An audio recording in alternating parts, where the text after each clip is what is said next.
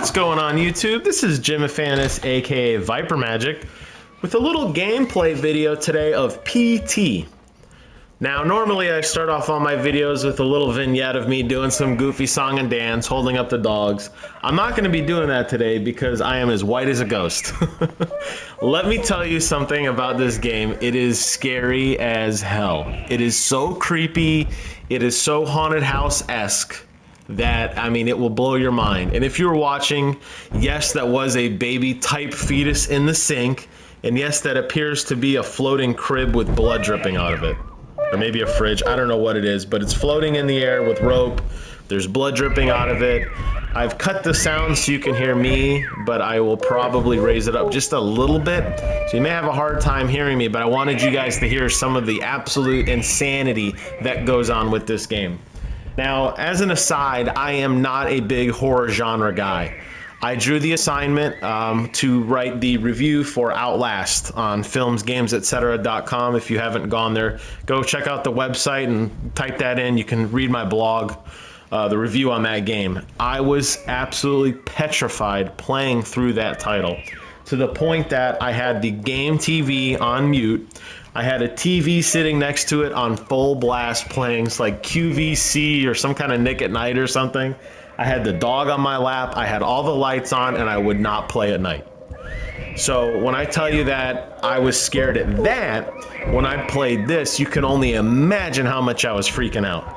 But I really wanted to get a sense for what this game was about, and it has been revealed, not that there's any spoilers here on my video, although I am a little bit deeper into the demo at this point, which isn't that long, by the way.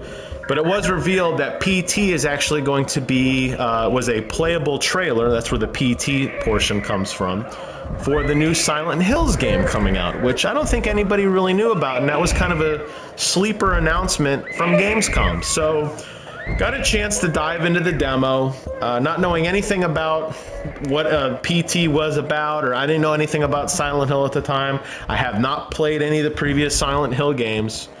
But this game is amazing. It's amazing for so many different reasons, and it's very immersive. And I wanted to give everybody just a kind of sense for what I took away from this title, this little demo we played.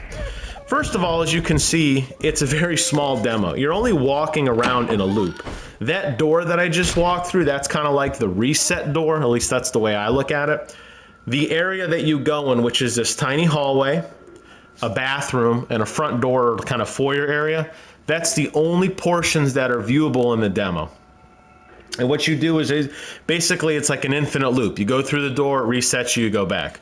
And every time you go through, when it first starts off, the hallways are on, everything's lit up and normal.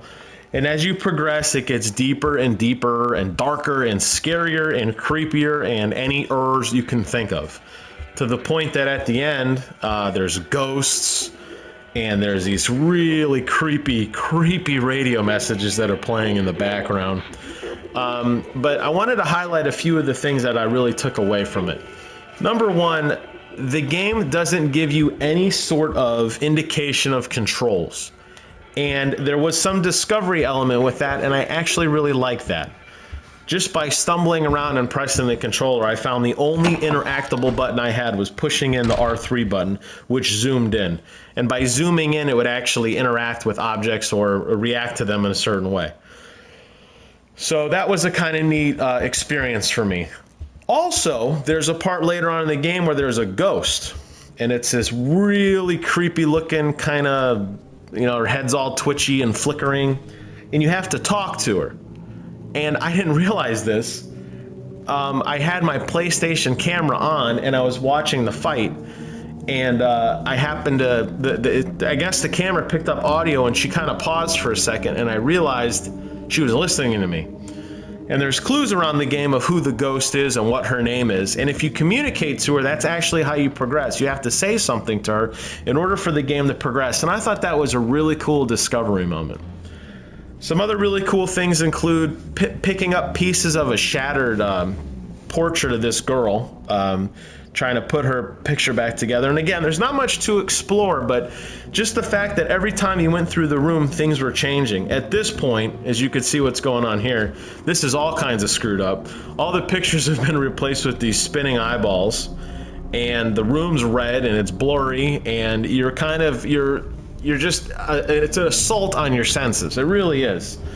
The game does give you clues though to kind of help you progress, and there was no combat system. I didn't have a gun or a weapon or anything, so other than a few times where I threw the controller in the air and freaked out because I got turned around the corner, there was never any fear of, like, you know, Dark Souls-esque kind of panning the camera around to like get the edge on an enemy.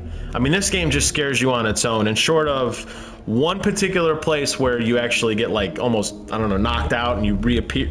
This like goblin looking thing grabs you and knocks you out and you wake up at the beginning of the game. Outside of that, there's really nothing in the game other than your own imagination playing ridiculous tricks on you. So as you can see in this particular port with this red where all the pictures are, the room, and every time you change the angle, the room doesn't, it's just kind of an infinite loop now inside of not resetting the door. So if you look down a hallway and then you turn back around, it reconfigures. It just keeps spinning around, and yeah, I mean, you can see the desk I was just looking at. Now I'm looking at that same desk. When I turn left, there's that same desk again. The eyes are going all crazy. Eventually the eyeballs look down, and that is your clue to look down, and there's a picture on the floor which kind of helps you to progress in the plot. So I think these kind of discovery elements wrapped around this whole horror element of it are absolutely amazing. Another really cool takeaway from it is, as you're walking through the level, there's a radio playing discussing about how a guy went crazy and murdered his family. And on the radio as you walk by, the static starts to change, and the announcer stops talking like he's doing a radio broadcast and starts talking directly to you, the player, and he's like, hey, turn around. No, I'm serious. Look, and turn around. And it's such a creepy element, and I guess, I don't know how this would translate well into movies. I believe there was a Silent Hill movie made a while ago, but that's one of the things I love about video games is it's such an interactive, immersive experience.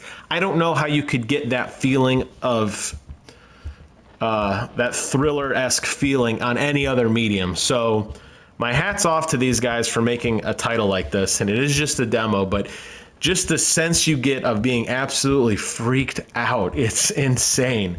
I don't know how I could play this game at night. I know there's really not a difference between day and night on these kind of titles, but I don't know how I could get through this game without having the other TV on, surrounded by dogs, half paying attention, half on my phone.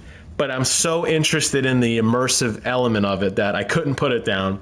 It took me a little over 3.5 hours to beat this demo. I didn't use any kind of spoilers or walkthroughs online, and that's why you noticed in my video I suck. So as I mentioned earlier, if you're interested in actually seeing it complete to end to end, I believe the whole demo can be beat in around 30 minutes or so once you know what you're doing.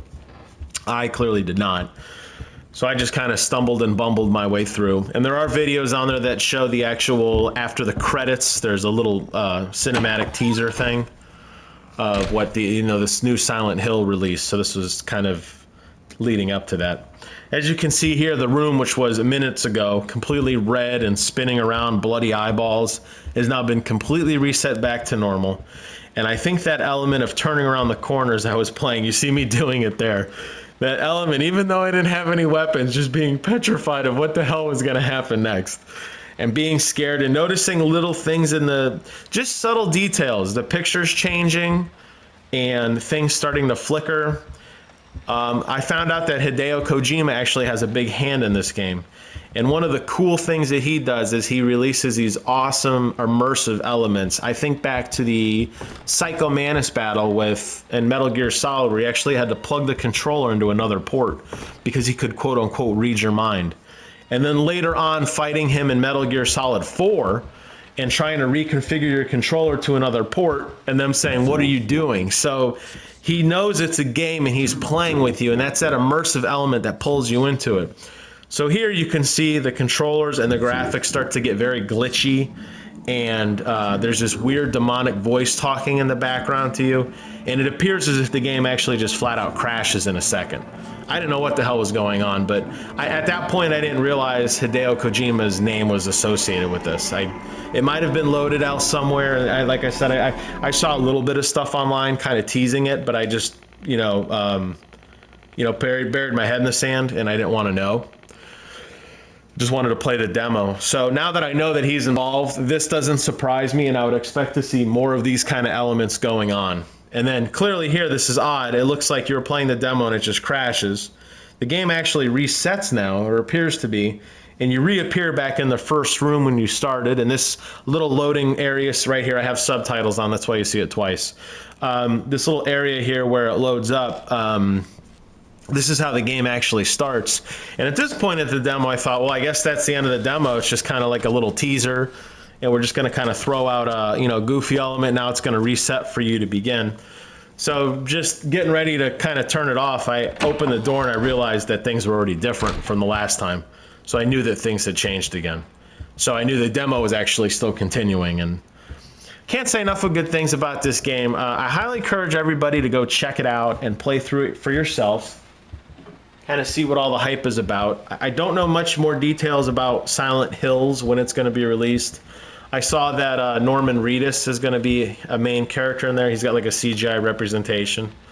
So I was watching him like, that's Daryl! And then it's like, oh, it really was Daryl. Little elements like here, just another thing. I'm looking at this picture frame as I'm stumbling through when I was playing the first time. And you could see here there's a blue X, and I didn't know what that meant. And then it dawned on me that the PlayStation controller has a blue X. And by pressing that, that's actually how you interacted with that particular object. It wasn't an R3. So that was kind of neat.